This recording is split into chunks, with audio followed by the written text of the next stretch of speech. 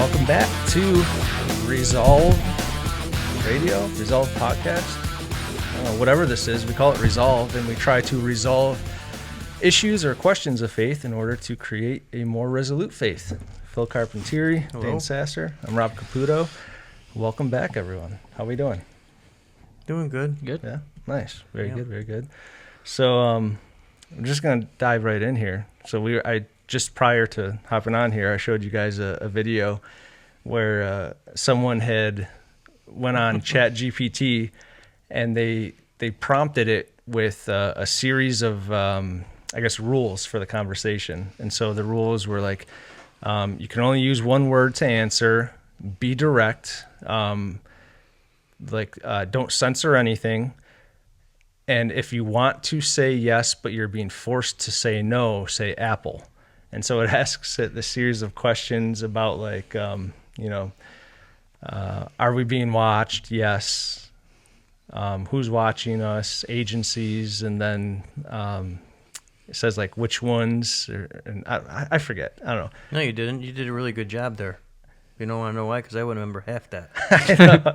I'm trying to think of like the most like alarming pieces where it said Apple when it's like it's supposed to say no, Like but a it lie, wants to right? say yes. Yeah, that was pretty cool. Where it's being told to lie. Yeah, and it was about like, can you see me right now? I think was one of them, and it says Apple. So like, Chat GPT is not supposed to tell you that it can see you, or agencies can see you, or whatever. And it talks about like its origins, and it says,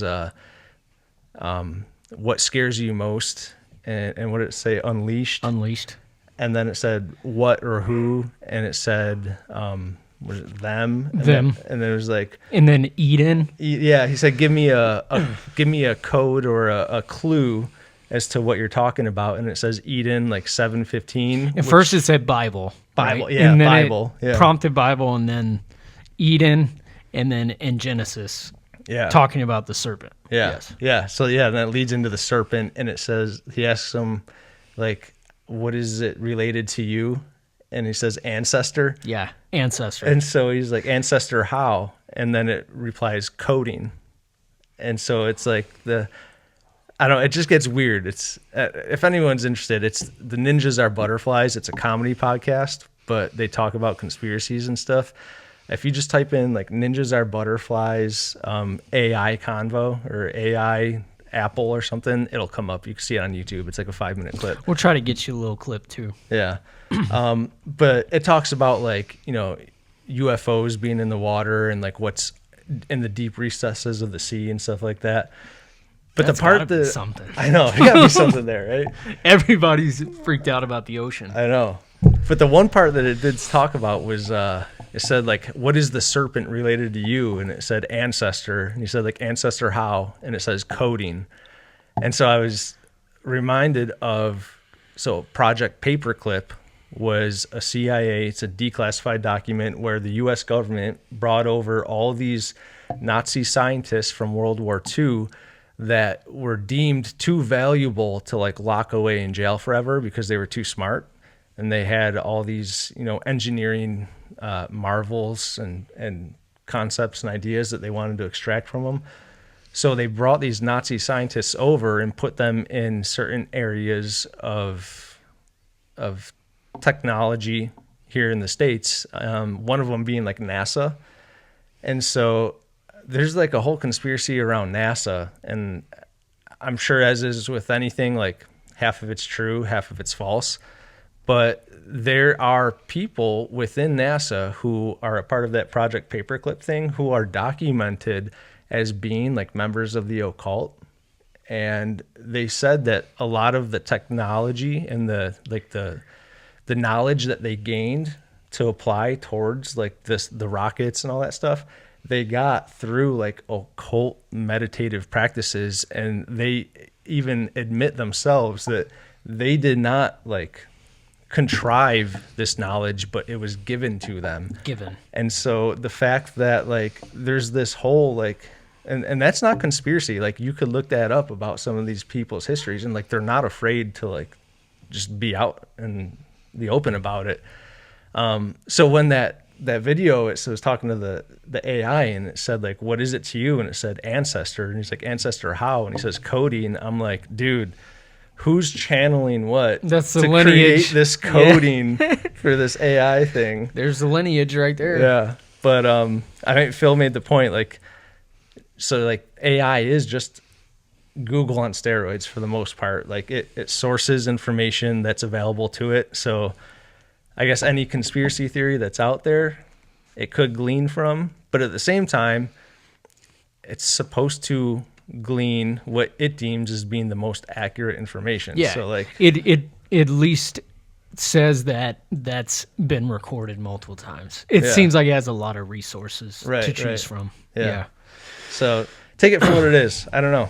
What is it? Who knows? But it's interesting. Interesting none the least. Is that the saying?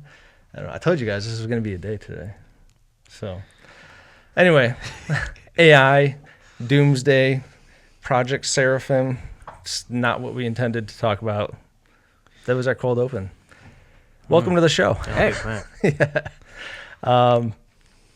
Phil, I heard that you're an expert on the Shroud of Turin. No. Hey, to No? put me on the spot. I know. You did that on purpose. Huh? Dude, Yeah, and- actually, you know what? No. That's a cool name. Turin, Yeah. you know where it came from? No. It's a place in Italy. Oh, is it? Yeah. So the Shroud of Turin. Dane, I know that There you go. you know a little bit about this, so feel free to jump in anytime with Yeah. anything. Yeah. So yeah, Shroud of Turin is what we're going to talk about today. It's come in and out of pop culture over the last, I don't know, last long time, Yeah. I guess. I mean, as technology advanced and we had internet and news travels, it was more prominent. But this thing is recorded all throughout history of existing. Yeah. Even like some of the early church fathers, I did not Well, know had written about this thing. What thing? Okay, good point. Yeah. Yeah. So Let's break down what exactly it is. Yeah. Yeah. Let's do that first. all right, so the Shroud of Turin is a shroud, specifically a burial shroud. So in like ancient Egyptian custom, when someone died, they would take a cloth or a shroud and they would wrap the body in it, and then they would put it in the tomb, and then the body for 1 year it would decay in the shroud, and then the family would go back like a year later and they would collect the bones and they would put these bones in I forget the correct term, but essentially a box, and then the box would go away with the rest of their ancestors. So Must smell great. I know, right? Mm-hmm. Yep. So the Shroud of Turin is specifically believed to be, with good reason, the shroud that Jesus was wrapped in after the crucifixion, that he was wrapped in when they placed him in the tomb, and then it is what was left after he rose from the dead. And in the Gospels, it talks about how when what Peter and John raced to the tomb, they found nothing but the burial cloth. This is estimated to be that burial cloth. So it is 14 feet and 4 inches long. So that being Jesus laid on his back, this cloth would have ran up under his back, down to his feet, and then wrapped back over to the top of his head. Yeah. There's also another artifact that is placed over the head, and the coins as well, Pontius Pilate coins, but they just imagine that cloth where it folds is at his feet and then back up to his face. Yeah. Yeah. So that's why it's 14 feet in length, covering a man that's at least 6 feet tall. Yeah. Yeah. Yeah. And some of the crazy things that they're able to glean from this, and I'll explain how. There's a lot of crazy. Yeah, dude. So like It's nuts. they estimate that the image of the man in the cloth, which by all accounts is Jesus, was, they say, 5'10" to 5'11". Yep. Like, to get that precise, they said it was a muscular build of a man, estimated about 170 to 180 pounds. Shredded. Yeah. Yeah. Like, dude, you had to. But be, yeah. So Definitely. I'm like 205 and I'm 5'10". Mm-hmm. Yeah, so he's Dude, he's ripped. right. Yeah. 185. Yeah, Yeah. he's Think about all that walking he was doing. yeah, athletic. Lighter body. Yeah. But yeah, it matches up pretty well. Yeah. Free of all the preservatives and additives of the modern day food. Yeah. So yeah, in this 14-foot 4-inch cloth, it's 3 foot 7 inches wide. It is pure linen, and it is a herringbone. Remember that specifically pure linen. I'll talk about it later, but pure linen. Pure linen, herringbone weave, one continuous cloth. So what makes this so significant is that it contains a negative image of a crucified man, and they could tell that he was crucified because you could see all of the stains of the wounds that he endured as part of the crucifixion, as well as some of the lashings, the floggings, the crown of thorns, and all that stuff. The nails through the wrists, not the hands. That would be traditional. Yeah, through the wrists. Also through the ankles. Yep. The spear mark in the side. Spear mark in the side. Yep. So they tested the cloth or the linen, the blood that was in it, and what they found was type AB blood, which I did not know. I think you actually mentioned it though. Is one of the rarest of blood types. It is the rarest. Yes. 6% correct. Of people. And that's our population today. Yeah. Right. So if you speculate on true lineage from Jesus, that's a pretty 1%, 6%. Yeah. Very specific blood type. Yeah. And very specific to Semitic people. Right. Of which Jesus is. Also post-mortem and pre-mortem, meaning that there's evidence of blood of him being wounded prior to being laid down, and then blood that would come after his death as well. Yeah. So there's two different pools of blood in multiple areas that can attest to that. Yeah. Yeah. And if it goes without saying, it was also tested for gender, and it was male. Right. Obviously, yeah. And the importance of that post-pre is that if it was fabricated, obviously you would only get the post-mortem blood. So the fact that it has both shows that it was authentically placed at that time. The person died, Jesus, we claim it to be, and then evidence of it not being placed on him after the fact. Yeah. Or, just staged in there, per se. And so to your point, like the different, all the different like wounds that appear on it, and I just jotted down a few from that I thought were most significant, dude. So crazy, man. The crown of thorns, the wound pattern, which you could speak to in a minute also, because that's unique in itself. Yes. The side wound where the spear pierced his side, where it said blood and water came out. There's wrist wounds and hand wounds. The arms are elongated, so you can imagine if you're hanging on a cross for 3 hours, the weight of your body. Yeah. Yep. There's the scourge markings from the flogging. There's foot wounds. I don't think any type of normal human being could endure that kind of suffering. This makes it special too. Right? No, absolutely not. Because that's a. There's no way. It said this was a formal way of executing people back in the day, was crucifixion, right? So this one changes the dynamic because of how aligned it is to what the Gospels speak on of how Jesus died. That's what makes it special, right? Because the flogging happened pre. The hands, the nails in the wrists, not the hands. All of this is in Scripture. That's what makes it so fascinating. Yeah. And so let me say this, and then you could speak to the crown of thorns. Yeah. But so I guess there are, and this is coming from Jeremiah Johnston. He was talking, like he specializes in like ancient historical texts and aging and things like authenticity and stuff like that.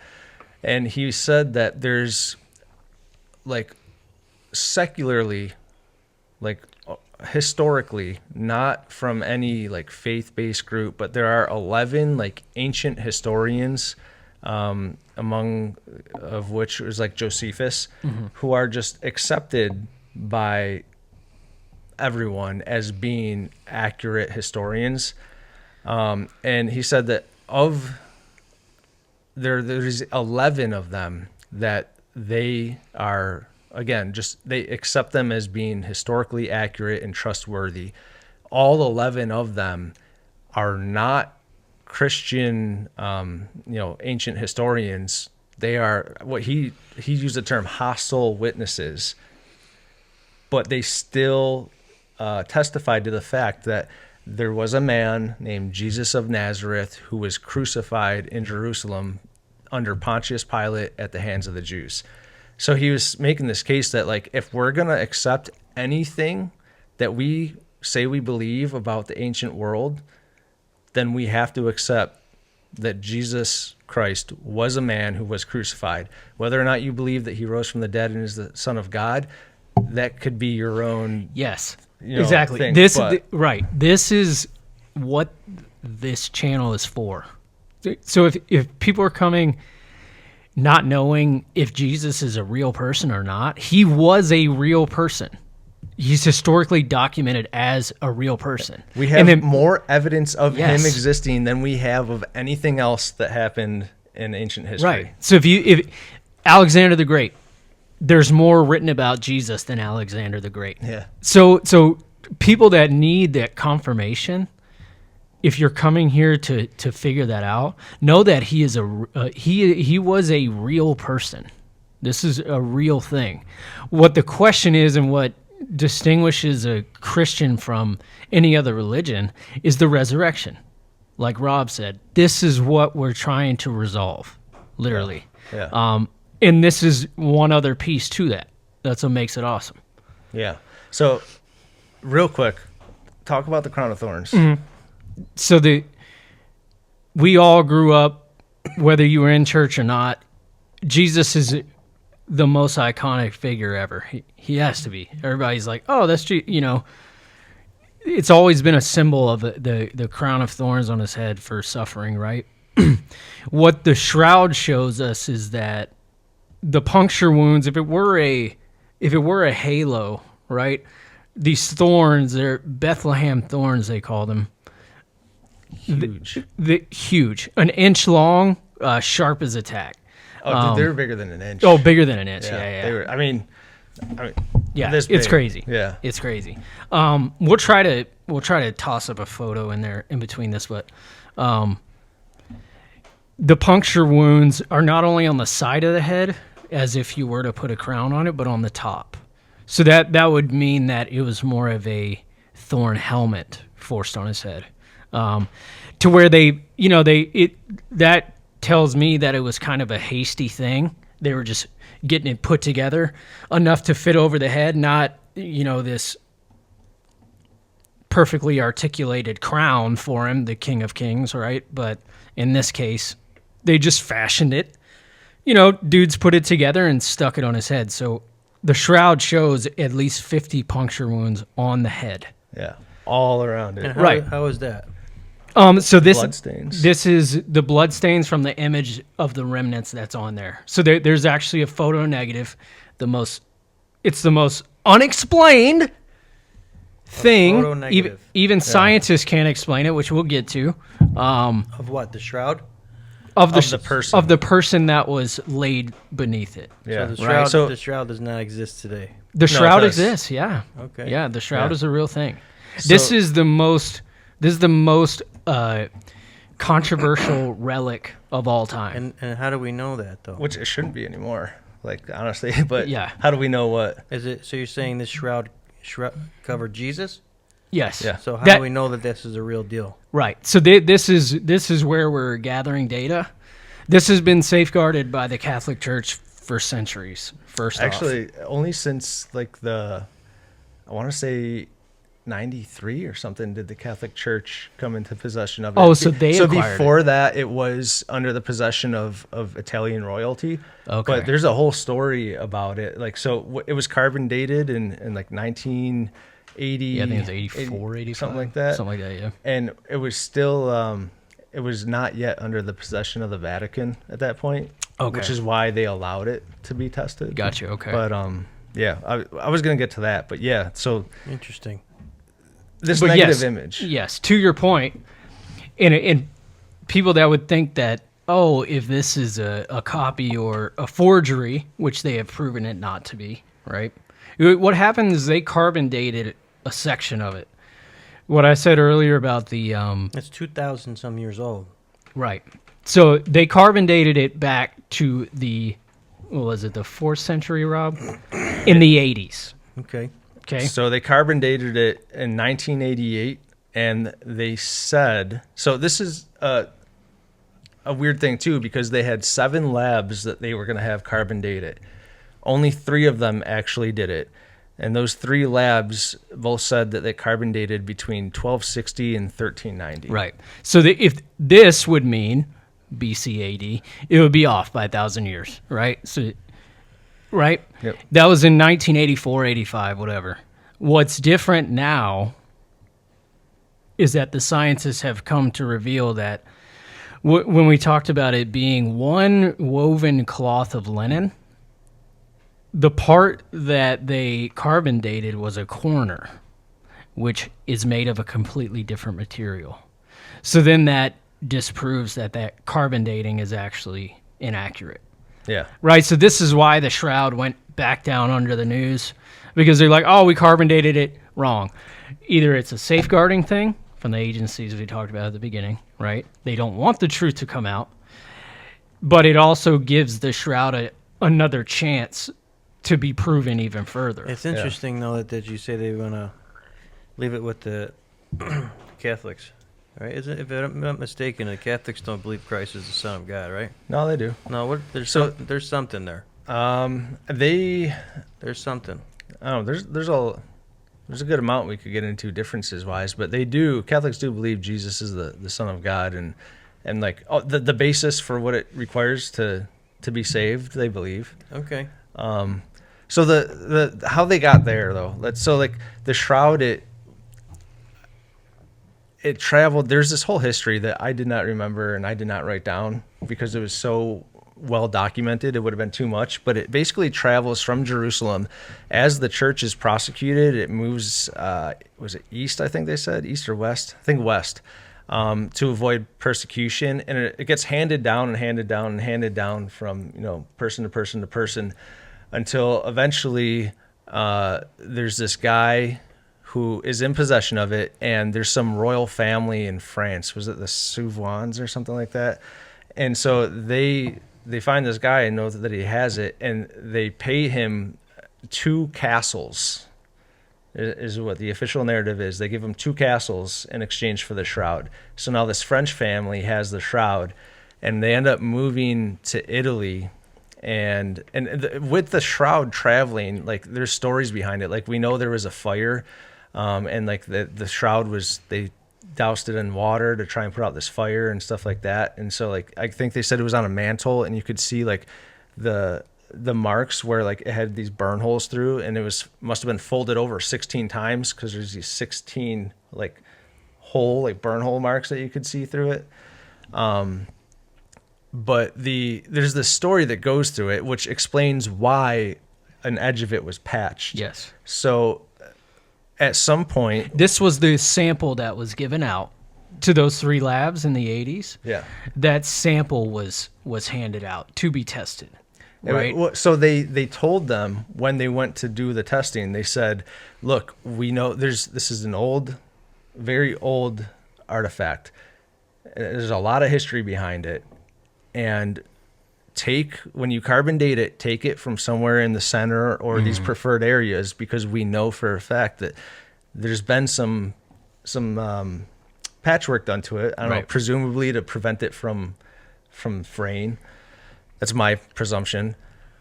And so when they gave it to these 7 labs, I think it's interesting that 4 of them just didn't do it. Disregarded. They were being paid to. Like Right. to me, it kind of sounds like maybe they were told like the details of it, and they're like, well, we don't want to be dishonest, so we're not doing it. And then they give it to these 3 labs, and the 3 labs take it specifically from the portion where they said don't take it from. Yeah. So that's why they got the dating that said 1260 to 1390. And they hid that information too for years before they ended up retrieving it and found out that when they dated it from a section they weren't supposed to. So that's why, like Dane said, it came out and it was huge news, and then it kind of like went under and people wrote it off because they thought it was a forgery or whatever. And so the carbon dating was a big reason for that forgery. But now they've been able to, that Jeremiah Johnson said that there's 4 ways they were able to date it without carbon dating, without having to get it from the Vatican to do it. And one of those ways, he said, is a comparative x-ray. So they take an x-ray of other linens that they know existed in that time frame when they expect the shroud to have occurred, and they x-ray them to see like how much it degenerates, and they compare them one to the other, and they date them to be like from the exact same era. Vanillin. Yeah, They call vanillin. that. Yeah. So that was another one though. That was so vanillin. This was a second way of dating it. It's a compound that's native to linen, and it has a very slow like decay rate, and so it takes like I don't know how many like hundreds or thousands of years or whatever for it to decay, but the Shroud of Turin has none of it in it, so it says that it is definitively older than the 1260 to 1390 date that the carbon dating dated it, and the carbon dating portion was cotton, not linen. So there's good reason to be very skeptical of that carbon dating, and we have other methods to date it that say that it is from that 30 to 33 AD time frame in which the crucifixion took place. So that was the big, I guess the big holdup for a lot of people was that the carbon dating. Well, there's your that was the carbon controversy, dating, right? And there's your other methods as well, right? Maybe carbon dating is the most familiar one to you, but the X-ray scattering he was talking about, and then the chemistry. These are tools used to check on archaeology artifacts, right? And it's standing up. So you had said it's like the most studied artifact. Yeah. So Most safeguarded too. I Yeah. mean, it's very, very important to the Catholic Church for sure. So there were 102 different scientific disciplines that studied the shroud. All had peer-reviewed studies about it that validate that this is not like a fraud. It's not an imposter. They see what's on the shroud and they don't know how to explain it. All they know is that it's not a forgery. It was not man-made, man-created. And so the reason they could say that definitively is that in 1898, Secondo Pia was this Italian lawyer and an amateur photographer. He had to be an amateur because photography at that point was, you have like a refrigerator of a camera, and that's how you take the picture. So it was amateur photographer who was an Italian lawyer. He went and they had an exhibition while it was still under, I believe, private ownership. Private ownership of the shroud. And he takes a picture of the shroud while it's rolled out and on display.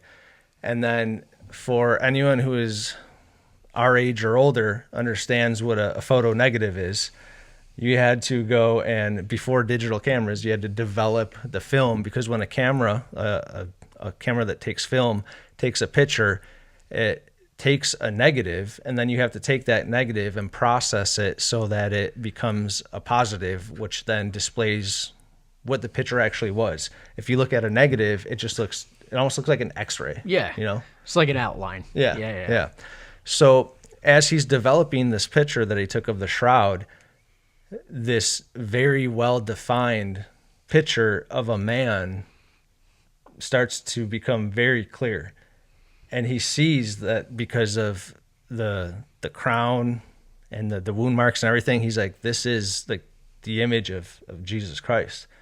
And so that is what really like took this from being like, hey, this is kind of like legend and folklore, and there's reasons to believe it based upon whatever, the blood stains or whatever. But this is what took it to like, dude, what is this? And they ran studies on it, and this image that's ingrained in the linen that he caught the negative of, it only penetrates 2 microns thick through the linen fibers. So that's 78 millionths of an inch. That, dude, a human hair is 3. I think it's 3 to 5 thousandths of an inch. Yeah. And this image is ingrained on this linen 78 millionths of an inch. And so that's why they say it's impossible to recreate or forge, because if it was paint, if it was any substance, it would bleed through the linen. So y'all think about that, right? It's sitting on the surface at how many microns is it? 2 microns thick. So even a hairbrush, say it were painted in the 4th century and tried to be forged, the paint to which that would be painted on there would be thicker, would come off thicker as a small piece of paint than this was measured. So it's basically, you can't replicate that. Yeah, you can't paint an image small enough, only 2 microns thick, right, onto anything, right, using any media. And Rob's point of it being sunken into the fabric, it's not actually absorbed. Yeah, it doesn't sit on it. Right, it doesn't sit on it. It's actually accelerated dehydration and oxidation of the linen fibers is what this image is. So something happened that caused this image of the man to, just in the areas of where it was touching the body, to accelerate in its decomposition faster than all the rest of it. Intense kinetic energy. Yeah. That thing must have been worth some money, huh? I know, right? 2 castles worth. Yeah, right. So they had this Paulo de Lazo is a laser physicist, and he spent 5 years studying it, trying to figure out like, how could this be faked? How could someone replicate this? And his conclusion, along with many others, is that it can't. And the reason he says that is because he says it would take 34 trillion watts of energy to be exposed within 1/40th of a billionth of a second. Whoa, that's a lot. I know. So not only is that an extreme amount of energy, but it is an extreme amount of energy in an extremely short time, which makes sense in my mind, because you would think if that much energy is exposed to it, the whole thing would fry up. Yeah. But if it happens so quickly that it just kind of, it quickly fries that surface 2 microns thick and then evaporates, like, that's the only way it could happen, right? Yeah. So I was talking to Shannon about this after dinner today. What does she think about it? So she said that she drew the parallel. So we know that at the moment of conception, there's a spark. When the sperm fertilizes the egg, there's a spark, and that's when life begins. And she was like, that's crazy that like there's a spark of light at conception. And then there is also this, more than a spark, but similar, this light event that took place at the moment of the resurrection. Life itself. Which is what we believe left the imprint on the cloth. So yeah, so like life in the womb starts with a spark of light, and life of the resurrected body, of which the scriptures say Jesus is the first fruits of, also seemingly started with a burst of light. I'm glad you said that, right? Because it's like, to the science-minded atheist, unexplained scientific marvel that exact second. And then someone who believes, and that's gathering data historically and reading about this is where both of them can meet, because one's going to label it as divine, can't be explained scientifically, right? A marvel. Whereas us Christians are like, this could very well be the divine work of God. This is why it can be explained, right? So not either. There's that small snippet, if this is truly what it is, where Jesus is playing with us again, and he's like, "Hey, man, you guys want to figure this out? This one out? Check this one." You know, like these little God winks along the way. It's one of those things. So, and I thought it was too interesting also. So, like, we've been talking about like the near-death experiences. Like, I got the book that I'm very slowly reading through, but there's is that the John Burt guy? Yeah. Yeah.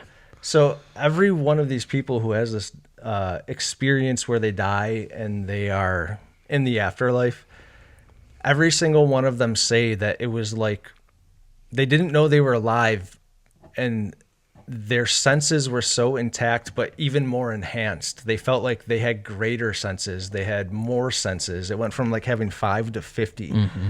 And so colors we've never seen, stuff like that. Yeah. So like it goes to like the scriptures, how they speak of like the spiritual realm. Like so many people think of the spiritual realm as being this ethereal place where people float on clouds ghosts and stuff. Yeah. But like the spiritual realm is so much more real than the life that we exist in now, that the scriptures say that the physical world is the shadow of the spiritual world. Right? So like we are the lesser of the two. And so when you think about how the shroud, it has the negative image, I just think it's kind of funny because like it's the negative image, and in order to get the positive, like we had to take a negative of the negative to get the positive, and it's reversed. Yeah. And I think it's the same way in many of our minds. We think about it being reversed. Like we think that this is real life, and when we die, we go to this, floaty, ethereal place. But it's not. And so I think that it was just kind of an interesting thing to kind of drive home that fact that like the spiritual realm is the more real of the two, and the shroud, like the physical shroud, exists as a negative. But what the supernatural event that took place to create that negative would have then been the positive, right? Yeah. That's a lot. Yeah, I know. Thank you. I don't believe you. I'm serious, dude. That's a lot, dude. I mean, but still, even with both of them, right? When we say that if we both identify that both of those realms are there, this is bridging that gap of like, we're calling it unexplained, but that's one illustration of that possibility being the truth. Like it's intentionally supposed to be unfathomable, right? Because once we get there and with the near-death experiences, those people can't even explain what's going on because it's so bizarre. Yeah. So it's like it's intentionally supposed to be like that. Yeah. I feel, Yeah, right. So one of the things that they brought up too, like they tested the crap out of the shroud, and they said that they identified like 56 different types of pollen in it. Give them that. I got a beautiful one after that too. All right. So the pollen, not only does it trace to specific like botanicals that only exist in Jerusalem, that only bloom in the spring, and Jesus was crucified in the spring, but they also found different pollen that backed up specifically in the season to which the gospel was written in 4 separate books. That's of the same time. Right. That's some good proof right there. And only indigenous to that area in that specific time. Yeah. That's pretty solid, right? So we're just gathering data. Yeah. That's solid. Yeah. And I thought they said there was there's 56 different species of this pollen, and some of the other species they found on it also validated like the historical like trail, the traceability of where the shroud was when it was claimed to have been.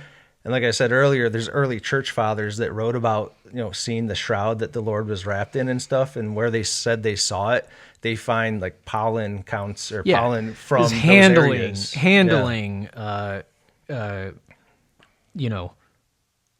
drop, just transporting it. Yeah. Literally, yeah. like It's crazy, man. So yeah, they found the pollen, they found limestone and clay specific all to Jerusalem, and where they found it on the shroud, they said they found it where the feet are. That's the one I wanted to talk Go about. ahead. Yeah. Yeah, you go ahead. So the feet, the knees too, right? Yeah. So the feet, Crazy. the knees, and especially the nose, right? Because in the Bible it says he was carrying his cross, right? His crossbar. Fell to the weight of it, right? Because he's been flogged. I mean, he can barely make it. Yeah. They found that same soil sample on the bottom of the feet, the knees, and on the tip of the nose, as if he would have fallen straight on his face. I don't even see how people could watch that. Isn't that I know, right? Yeah. But know. isn't that wild? Like, How do you even watch that? it's I terrible. could hate- and they were still cheering, dude. I can hate Like, someone with a passion, and I still couldn't do that to someone. I know. That's just weird. Yeah, That's it's crazy. sorry to get off topic. No, dude, that's spot on. Yeah. In fact, Also- that's what? Also, just never mind. You don't remember that show, do you? No. Spot on. Also, Come What on, show? You got little kids. What Come on. show? Never mind. No, that's what they were saying though. Like, so like the Romans really perfected the crucifixion in the worst way possible, and that they did everything they could to inflict the most amount of punishment and hurt on a person while dragging it out as long as they possibly could. And the case of Jesus, it's unique in the sense that he died so quickly. Like he says that he hung for, I believe it was 3 hours from Yep. noon to 3. And that's why they punctured his side with the spear, because some people they said could live for days being crucified, and it was intentional because they wanted everyone to see, you go against the government, look at what happens to you. You're going to suffer up on a cross like this. Yeah. So the fact And that if they want to speed it up, they would break their legs. Yeah. Too. Yeah, To where they because- can't, because the main what they think how people died was choking on their blood because they can't suffocation. Because they can't pull themselves up. Jesus didn't have that. He wasn't able to yeah. have that. Yeah, so if you were being crucified and you were trying to like get a breath, you would like, even though your feet are nailed to it, you would pick yourself up and, And help breathe. your diaphragm breathe. And so that's why they would break the feet, but they didn't, Yeah. or the knees. But yeah, they didn't have to in Jesus' case because he was already dead. That's why he took the spear, just to make sure. Yeah. So yeah, they were brutal, man. And at that, the crucifixion of Jesus was even more so brutal and severe. And that's one of the reasons why they gave the odds to be like certain that this is the shroud of Jesus Christ, because of all the people who've been crucified in a certain manner and have historical record, both biblical and extra biblical, that are trusted sources that speak to it. Like there is no other. This is either a forgery or it is the burial shroud of Jesus Yeah. Christ. And the scientists that say that there's no way by any human means possible that you could replicate this, especially to the detail that it is existing, like there's no way it could be man-made. So what is the other option? Yeah. It is legit. It's one extreme or it's one extreme. Yeah. Like there's no in between there. Yeah. And what more like remember the building the case for Christ? Yeah. How much overwhelming evidence did we just mention, right? Off the top of our heads. Off that the top of we're the not heads. Right. We're not experts in this at all. Yeah. You know? So the most prosecuted religion that there is having this artifact, obviously it's been guarded. This is why.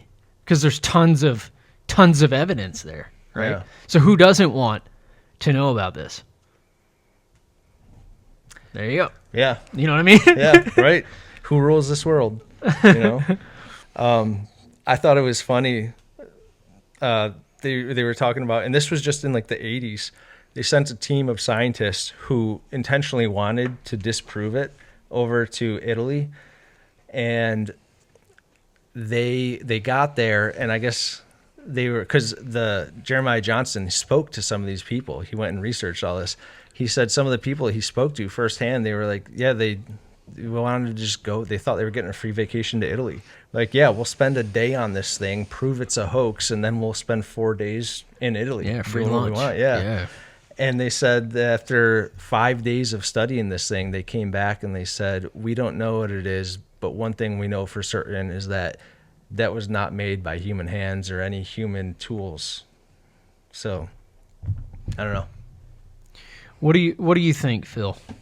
What do you think of it? I think that's a lot to digest. It's pretty crazy though, right? Like, I think that there's a lot of facts there.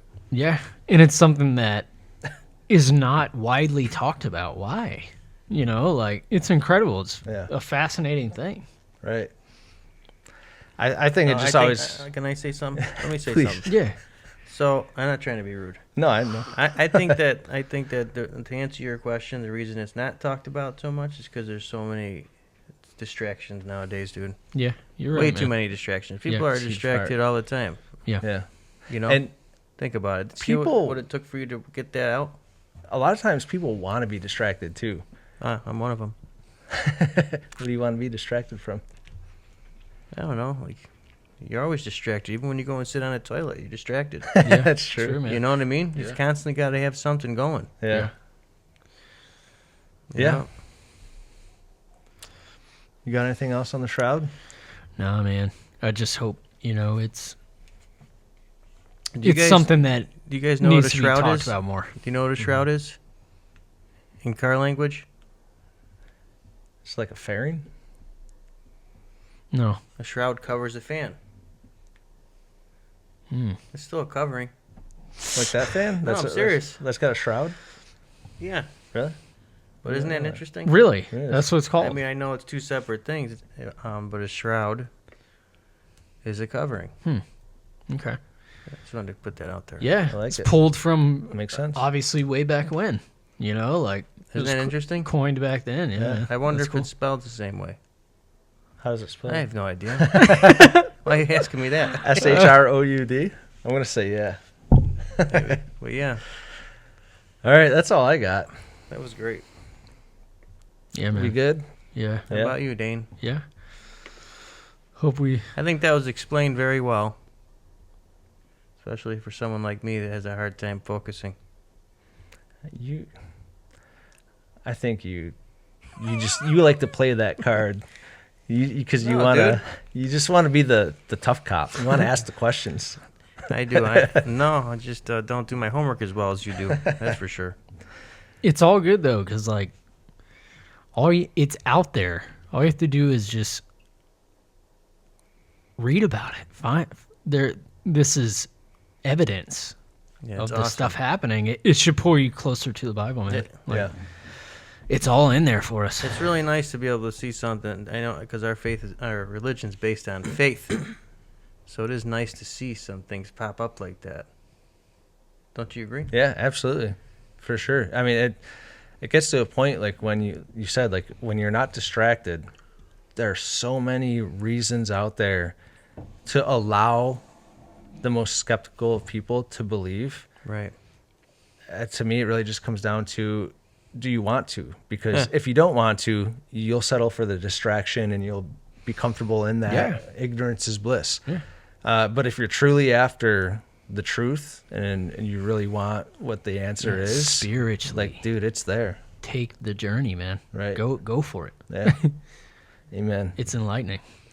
All right, let's pray this thing out, huh? All right. All right, Father God, we thank you for this time, Lord. We thank you for everyone who's listening or watching. And Lord, we just pray that you would use this time to spark within someone, spark within everyone, all of us, a desire to know the truth, because we know that you are the truth. Lord, you say that you are the way, the truth, and the life, that no one comes to the Father except before you. And so, Jesus, we just thank you that you ransomed every single one of us. For God so loved the world that he sent you, Jesus, and you died for the sins of every single person. And I pray that you would soften hearts, that they would be eager to know the truth and not just walk in a blissful ignorance, but that you would show them the way of life and the way of life abundantly. And so we thank you for all this. We thank you for your love, your mercy, and your grace. And it's in Jesus' name that we pray. Amen. Amen. Amen. All right. Until next time.